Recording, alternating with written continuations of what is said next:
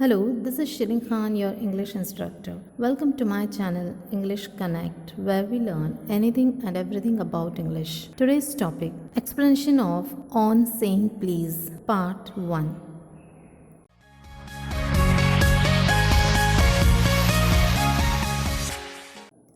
इस लेसन के एक्सप्लेनेशन के पहले let's see a brief introduction of the writer Alfred George Gardiner.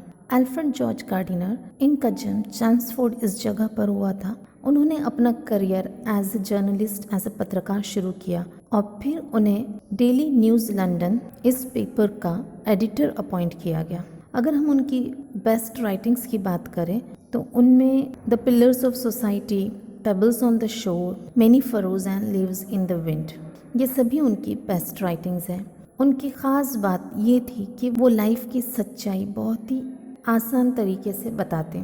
इस ऐसे में उन्होंने हमारे सामाजिक जीवन में अच्छे मैनर्स, अच्छे व्यवहार की कीमत बताई है, उनकी वैल्यू हाईलाइट की है। वो बताते हैं कि किस तरह से हमारी अच्छी बात, हमारे अच्छे मैनर्स हमारे आसपास के माहौल को अच्छा बना सकते हैं and at the same time हमारा बुरा व्यवहार, बुरे मैनर्स उसी माहौल को ख़राब कर सकते हैं, उसी माहौल को स्पॉइल कर सकते हैं। The explanation of On Saying Please is divided into two parts. In this video, I'll cover the part 1. The remaining portion will be covered in part 2. So let's start. On Saying Please. The young liftman in a city office who threw a passenger out of his lift the other morning and was fined for the offence was undoubtedly in the wrong. It was a question of please. यहाँ writer एक incident बता रहे हैं। City office के एक young liftman ने एक दिन एक पैसेंजर को लिफ्ट के बाहर फेंक दिया, जिसके लिए उसे फाइन भी किया गया। ये बेशक गलत था और इसके पीछे रीज़न एक वर्ड था जो था please. The complainant entering the lift said top. The liftman demanded top please, and this concession being refused, he not only declined to comply with the instruction but hurled the passenger out of the lift. जो passenger lift में चढ़ा था उसने कहा था liftman से top, मतलब कि उसे टॉप फ्लोर पर जाना है, बट लिफ्टमैन ने मांग की कि टॉप नहीं टॉप प्लीज़ कहो, जिसे उस पैसेंजर ने मना कर दिया।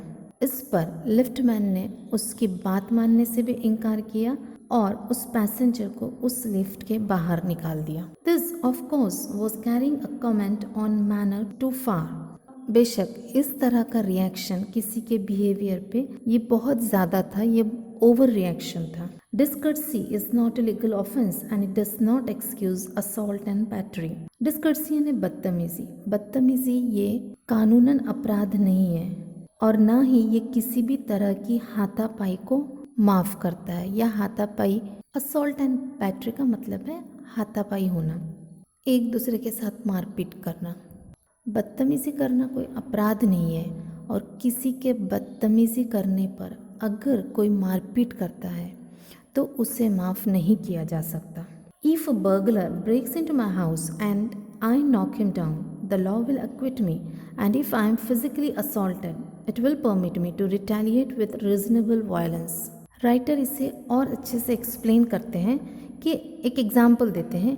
अगर एक चोर मेरे घर में घुस आता है, बर्गलर यानी चोर, अगर चोर मेरे घर में घुस आता है और मैं उसे मारता हूँ तो कानून मुझे छोड़ देगा, और अगर मुझ पर हमला होता है तो वो मुझे परमिशन, कानून मुझे परमिशन देता है कि मैं भी उस हमले का जवाब दूँ, बट विथ रिजनेबल वायलेंस, जायज़ हिंसा के साथ। इसका मतलब हुआ कि अगर किसी ने मुझे घूंसा मारा है, इसका मतलब ये नहीं हुआ कि मैं उसका मर्डर कर दूँ।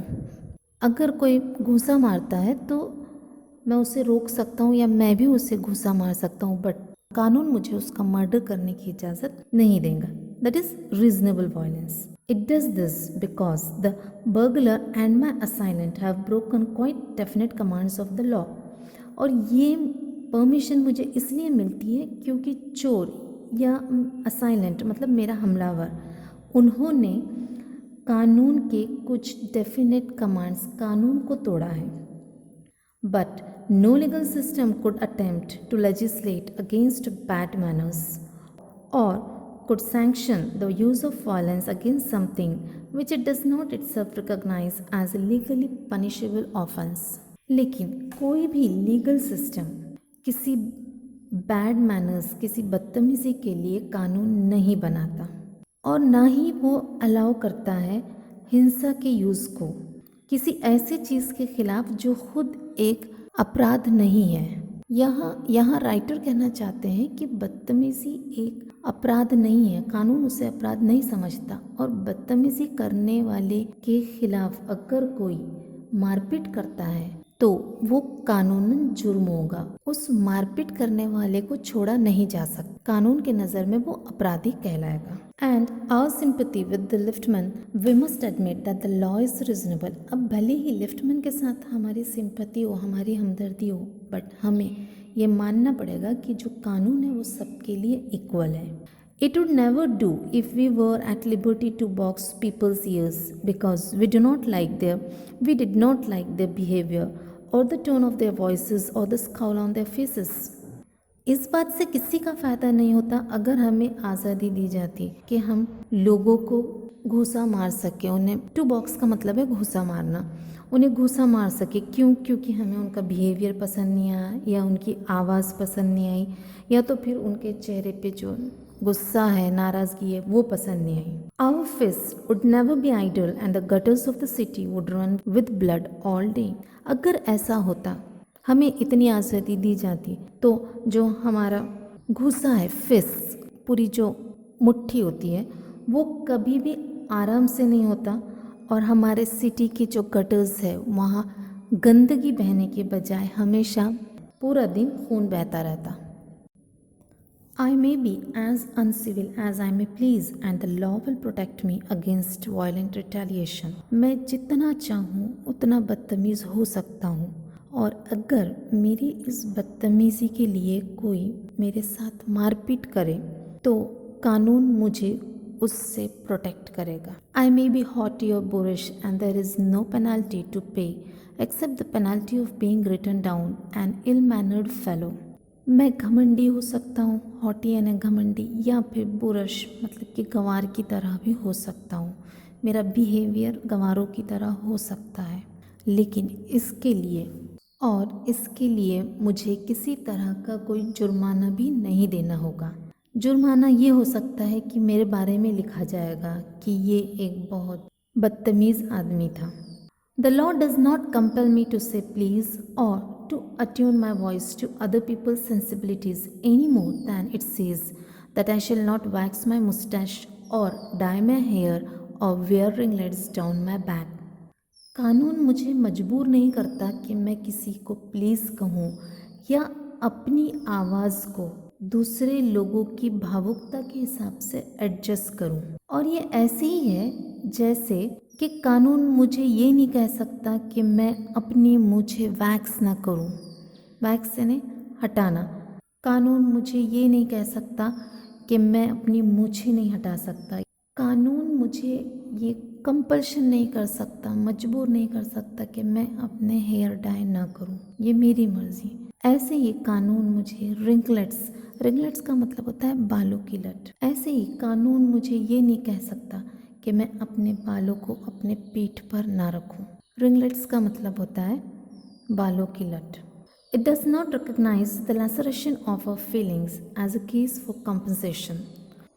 कानून इस बात को नहीं मानता कि अगर हम किसी की फीलिंग्स को हर्ट करते हैं तो कानून इस बात को नहीं मानता कि अगर हमारी फीलिंग्स हर्ट होती है तो हम किसी पर जुर्माने का केस कर सकते हैं।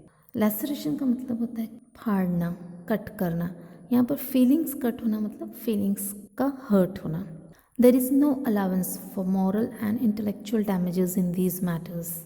इस तरह के मामलों में अगर हमारा कोई डैमेज होता है, भले ही वो नैतिक तौर पे हो या इंटेलेक्चुअली हो, किसी भी तरह का कोई प्रावधान कानून में नहीं है। This does not mean that the damages are negligible. इसका मतलब ये नहीं है कि जो डैमेज हुआ है, और यहाँ डैमेज का मतलब है जो फीलिंग्स हर्ट हुई है, जो भावनाओं को ठेस पहुँची है, वो बहुत कम है। It is probable that the liftman was much more acutely hurt by what he regarded as a slur upon his social standing than he would have been if he had a kick on the shins for which he could have got a legal redress. हो सकता है कि liftman को इस बात से ज़्यादा बुरा लगा हो क्योंकि उसे लगता हो कि उसके साथ इस तरह का बिहेवियर इसलिए हुआ था कि शायद उसका सोशल स्टेटस, समाज में उसका स्थान शायद इतना बड़ा नहीं था और इसलिए उसके साथ इस तरह का व्यवहार किया गया था। लिफ्टमैन को अगर कोई उसके शिन्स पर मार देता, शिन्स यानी घुटने के नीचे का हिस्सा जिसे पिंडली भी कहते हैं, अगर लिफ्टमैन को कोई उसके शिन्स पर मार देता तो शायद उसे इतना बुरा ना लगता और इस बात के लिए उसे किसी न किसी तरह से कानून की तरफ से कोई जुर्माना या कोई प्रावधान या कोई समाधान मिल जाता। The pain of a kick on the shins soon passes away, but the pain of a wound to our self-respect or our vanity may poison a whole day. पैरों पर लगे हुए मार का दर्द जल्दी चला जाता, लेकिन हमारे आत्मसम्मान को ठेस पहुंचाने का जो दर्द है वो पूरा दिन रहता है। I can imagine that liftman denied the relief of throwing the author of his wound out of the lift, brooding over the insult by the hour and visiting his wife in the evening as the only way of restoring his equilibrium. Writer कहते हैं कि मैं समझ सकता हूँ, मैं imagine कर सकता हूँ कि लिफ्टमैन ने उस पैसेंजर को जिसने लिफ्टमैन की इंसल्ट की थी उसे लिफ्ट के बाहर क्यों फेंका, अपना गुस्सा क्यों दिखाया। लिफ्टमैन ने अगर अपना गुस्सा न दिखाया होता तो वो पूरा दिन उस बारे में सोचते रहता और फिर घर जाकर अपनी बीवी से इस बात का बदला लेता, अपनी बीवी से भी उसी तरह रूडली बात करता ताकि एक तरह का बैलेंस हो जाए। इक्विलिब्रियम का मतलब है यहाँ बैलेंस। वो अपना गुस्सा अपनी बीवी पे निकाल देता। लिफ्टमैन शायद नहीं चाहता था कि वो अपना गुस्सा अपने घर जाकर अपनी बीवी पर उतारे और घर का माहौल ख़राब करे और शायद इसीलिए उसने उस पैसेंजर पर अपना गुस्सा निकाला और उसे बाहर कर दिया। बहुत कम चीज़ें ऐसी होती है जो हमें अपनी तरफ खींचती है। बुरा नेचर, बुरे मैनर्स, ये उन्हीं चीज़ों में से है। When Sir Anthony Absolute bullied Captain Absolute, the latter went out and bullied his man, Fag, whereupon Fag went out downstairs and kicked the page boy. अब यहाँ पर राइटर एक इंसिडेंट बताते हैं। इस इंसिडेंट से वो ये बताना चाहते हैं कि किस तरह से हमारे बैड मैनर्स एक इंसान से दूसरे इंसान और दूसरे से तीसरे इस तरह से फैलते हैं। सर एंथनी अब्सोल्यूट ने कैप्टन अब्सोल्यूट को धमकाया, जिसके बाद कैप्टन अब्सोल्यूट बाहर गया और उसने अपने आदमी फैग को बुरा भला कहा। फैग नीचे उतरा और उसने अपने पेज बॉय मतलब जो लड़का काम करता है, अपने पेज बॉय को मारा। Probably the man who said top to the liftman was really only getting back on his employer, who had not said good morning to him because he himself had been henpecked at breakfast by his wife, to whom the cook had been insolent because the housemaid had answered her back. हो सकता है कि जिस इंसान ने liftman से top कहा था वो शायद अपने बॉस का बदला ले रहा हो, वो बॉस जिसने उसे गुड मॉर्निंग नहीं कहा था। और बॉस ने गुड मॉर्निंग इसलिए नहीं कहा होगा कि शायद ब्रेकफास्ट के टाइम उसकी वाइफ ने उससे 2-4 बातें सुनाई होंगी। वाइफ ने अपना गुस्सा अपने हस्बैंड पर इसलिए निकाला होगा क्योंकि शायद जो कुक था, खाना बनाने वाला था, उसने उसके साथ अच्छा बिहेव नहीं किया होगा, थोड़ा रूड बिहेव किया होगा। और कुक के रूड बिहेवियर की वजह हो सकती है जो काम वाली थी उसने कुक को पलटकर जवाब दिया हो। इस इंसिडेंट से हम देख सकते हैं कि किस तरह से एक से दूसरे से तीसरे ये गलत बिहेवियर किस तरह से माहौल, एटमॉस्फेयर ख़राब करता है। We infect the world with our ill humours, और इस तरह से हम अपनी पूरी दुनिया को अपने ख़राब मूड की वजह से बीमार करते हैं, ख़राब करते हैं। Bad manners probably do more to poison the stream of the general life than all the crimes in the calendar. Bad manners हमारी ज़िंदगी की नदी, हमारी ज़िंदगी जो नदी की तरह बह रही है, उसमें उसे पॉइजनस करते हैं, उसमें पॉइजन्स मिलाते हैं। और इतना पॉइजन तो साल भर होने वाले गुनाह भी नहीं मिलाते जितना कि बैड मैनर्स फैलाते हैं। For one wife who gets a black eye from an otherwise good-natured husband, there are 100 who live a life of martyrdom under the shadow of a morose temper. Writer ये कहना चाहते हैं कि एक बीवी जिसे अपने हस्बैंड की तरफ से ब्लैक आई मिलती है। ब्लैक आई का मतलब होता है चोट के निशान। तो अपने हस्बैंड से उसे चोट के निशान मिलते हैं, और वो हस्बैंड ऐसा नहीं है वो बुरे नेचर का है, वो अच्छे नेचर का है, बट एट टाइम्स वो उसे इतना मारता है कि उस पर, उसके बॉडी पर निशान बन जाते हैं। वैसे वो हस्बैंड अच्छे नेचर का है, बट किसी दिन वो उसे इसलिए मारता है क्योंकि किसी ने उसे भी इंसल्ट किया हो या उसे भी डांटा हो या उस पर भी गुस्सा हुआ हो, और वो अपना गुस्सा निकालने अपनी वाइफ को मारता है। और ये अकेली नहीं है, इस वाइफ की तरह हंड्रेड्स ऑफ वाइफ हैं जो शहीदों की तरह लाइफ जी रहे हैं क्योंकि उनके हस्बैंड्स के नेचर, टेम्पर बहुत अनहैप्पी है या बुरा है या दुखी है।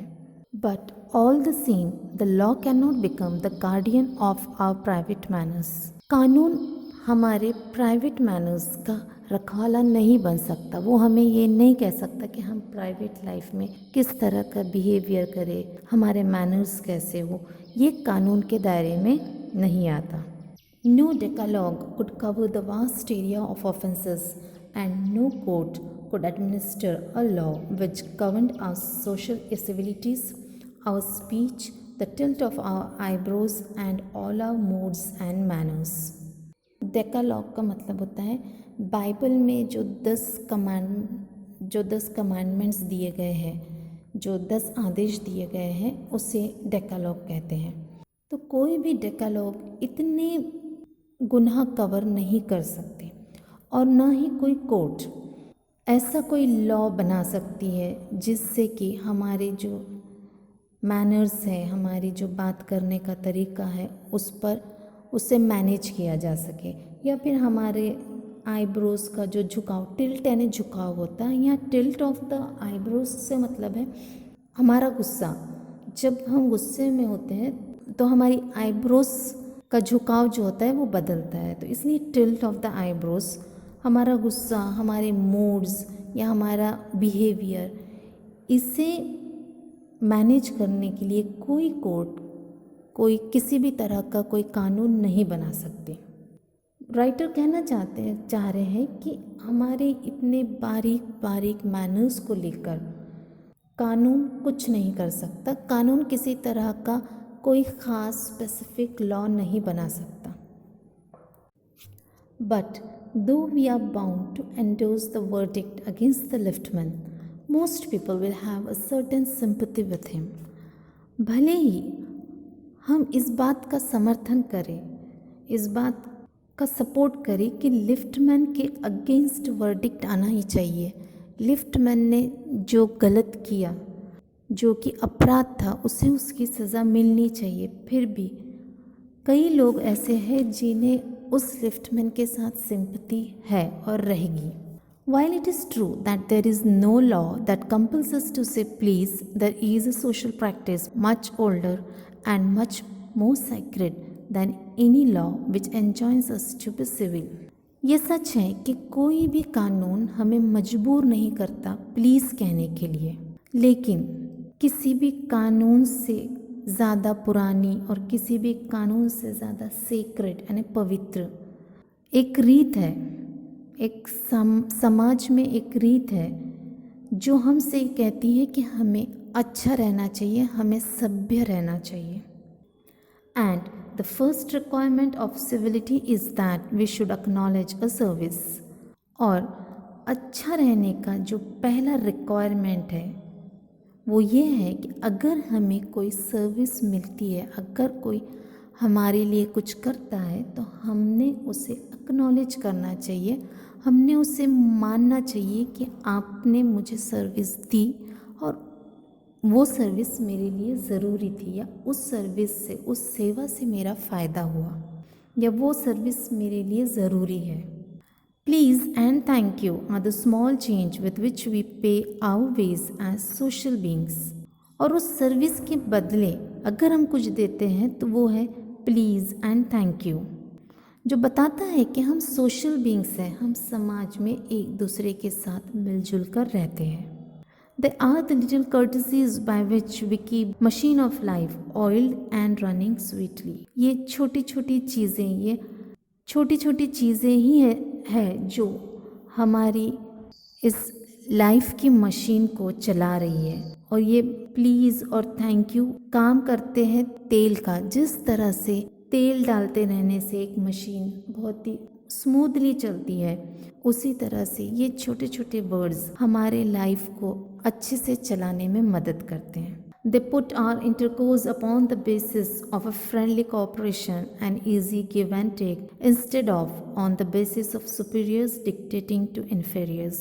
They put our intercourse upon the basis of a friendly cooperation and easy give and take instead of on the basis of superiors dictating to inferiors. ये छोटे छोटे वर्ड्स, ये छोटे छोटे हमारे मैनर्स हमारे मेल जोल को बढ़ाते हैं और नींव रखते हैं हमारे फ्रेंडली कोऑपरेशन के, हमारे आपस में सहयोग करने के, या आपस में गिव एंड टेक, लेन देन करने के।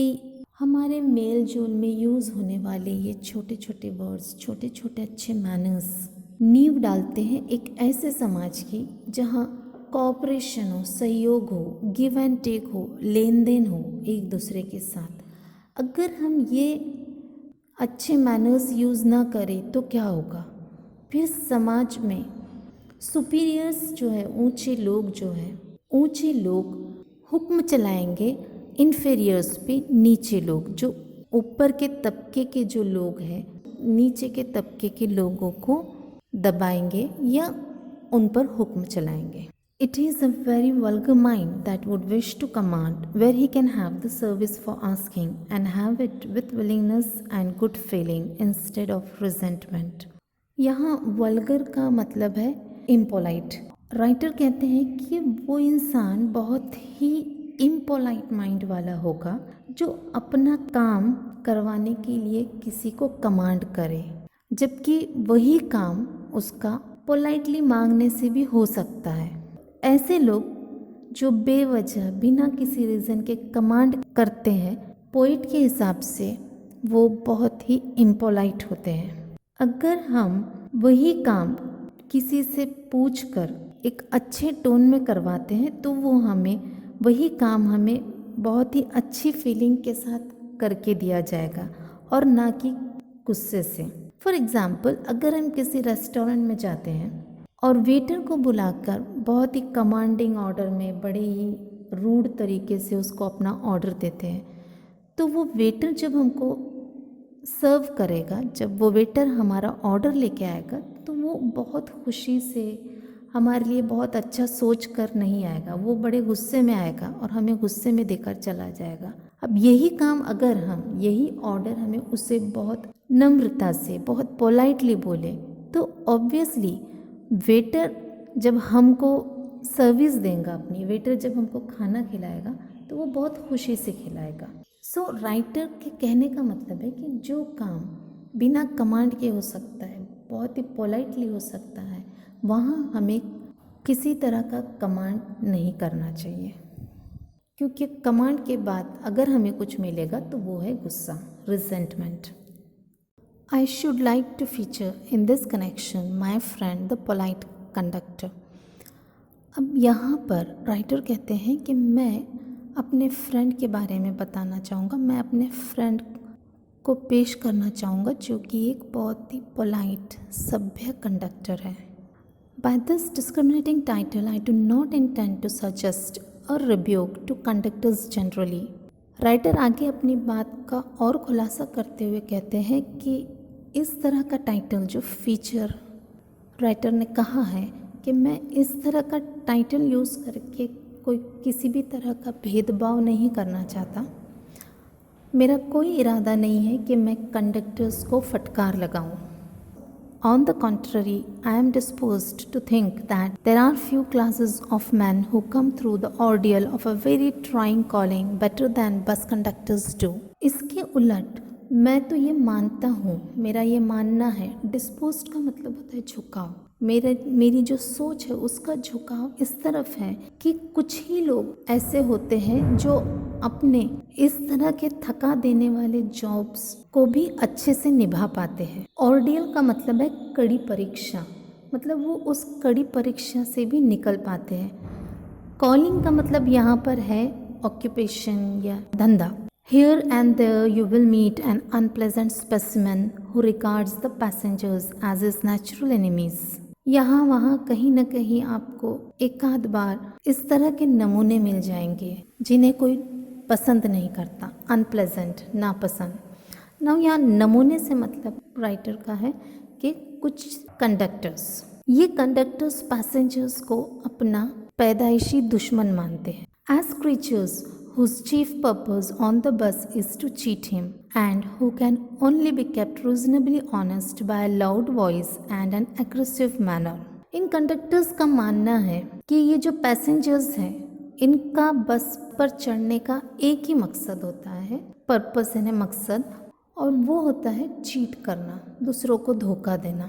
और इस तरह के लोगों को ईमानदार बनाकर रखने का एक ही तरीका होता है और वो है ज़ोरदार आवाज़ और एक एग्रेसिव मैनर, आक्रामक बिहेवियर जिसे कहेंगे। इस तरह की सोच के ये कंडक्टर्स होते हैं। But this type is rarer than it used to be. लेकिन आजकल इस टाइप के कंडक्टर्स बहुत रेयर हो गए हैं। रेयर का मतलब होता है नहीं के बराबर, और अब तो और भी रेयरर हो गए हैं। I fancy the public owes much to the Underground Railway Company, which also runs the buses, for insisting on a certain standard of civility in its servants and taking care that standard is observed. मैं सोचता हूँ कि जनता ने एहसान मानना चाहिए, आभारी रहना चाहिए अंडरग्राउंड रेलवे कंपनी का। अभी अंडरग्राउंड रेलवे कंपनी ही है जो बसेस भी चलाती है, और इस कंपनी ने इस बात पर जोर दिया, इस बात को इंसिस्ट किया कि उसके जो काम वाले हैं, उसके कंपनी में काम करने वाले हैं, उन लोगों में एक सर्टेन स्टैंडर्ड ऑफ सिविलिटी रहना चाहिए। उन्होंने एक मापदंड रखा है कि उनके हर काम करने वाले में कम से कम इतनी सभ्यता और इतनी नम्रता रहनी चाहिए, और वो इस बात पर नज़र भी रखते हैं कि क्या उनके यहाँ काम करने वाले सभ्य है या नहीं। In doing this, it not only makes things pleasant for the traveling public, but performs an important social service. और ये करके वो कंपनी सिर्फ लोगों के लिए एक सुखद अनुभव ही नहीं दे रही है, बल्कि एक बहुत बड़ी सामाजिक सेवा भी कर रही है। So this was the line-to-line explanation of the chapter 1.2 on saying please. The meanings of all the difficult words are given so that you understand each and every word. I hope there are no doubts regarding the lesson. If you have any doubts, any difficulty, please comment in the comment section. Thank you. Keep watching.